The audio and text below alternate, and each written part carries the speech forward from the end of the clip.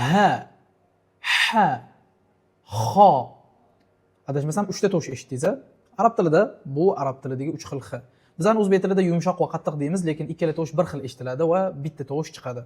Yumshoq tovush bilan qattiq xni o'zbek tilida umuman ma'no taraflama yoki so'zda eshitilish taraflama farqi yo'q.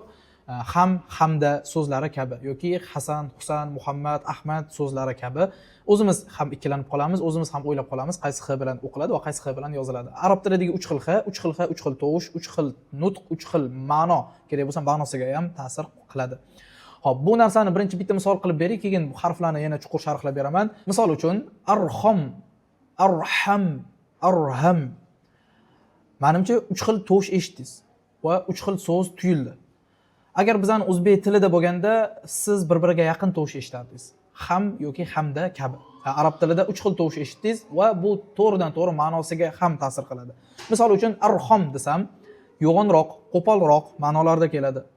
Arham desam, rahmliroq ma'nosida keladi. Arham desam, mas, krem ma'nolarida, suriladigan narsa ma'nosida keladi. Bu arab tilidagi necha millionta so'zlardan bitta ikkita misol xolos. Lekin bu real hayotda arab tilida juda ham keng. Endi boshlaymiz. Eng qattig'iga keladigan bo'lsak, oxirigacha qattiq qirib o'qib bering. Xo, xi, xu, oxirigacha boricha tomog'ingizni qirasiz.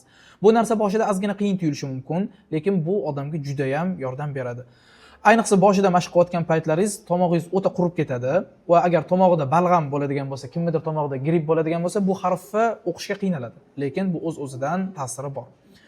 O'rtachasiga kelamiz. O'rtachasida og'zingizda kartochka kuysa qanaqa tovush chiqarasiz? Ana xuddi shu uslubda, xuddi shu holatga tushishingiz kerak. Ana shunda shu harfni to'g'ri o'qib berasiz. Ha, hi, hu. O'sha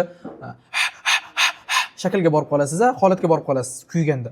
Ana shunga fatha kasra domma qo'shib ha, hi, hu, ah, yah, wah.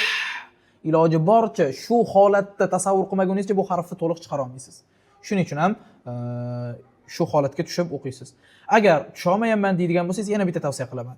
Ilodan issiqroq, og'iz kuyadigan darajada issiq suv ichib, birdaniga tovush chiqaring. To'g'ridan-to'g'ri sizda h harfini tovushi o'ta mukammal chiqadi.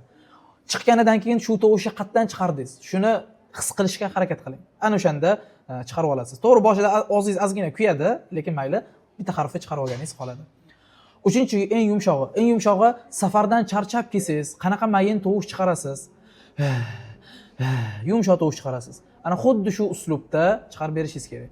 Ha, hi, hu talaffuz qilishingiz zarur. Bu arab tilidagi 3 xil xni eng yumshog'i edi va o'z umumiy 3 xil xni bir-biridan farqi ma'no jihatlama, eshitilishidan va so'zni o'zida ham e'tiborli bo'lamiz. Chuqur o'rganishga harakat qilamiz. Ozgina dangasalik qilmaymiz, o'qiyotganda chiroyli chiqadi nasib bo'lsa. Arab tili harflarini yana ham mukammalroq va yana ham go'zalroq o'rganishni xohlasangiz, pastdagi tugmani bosib ro'yxatdan o'ting. Habib Akademiya mutaxassislari albatta siz bilan bog'lanishadi va sizni bepul ochiq darsga taklif qilishadi.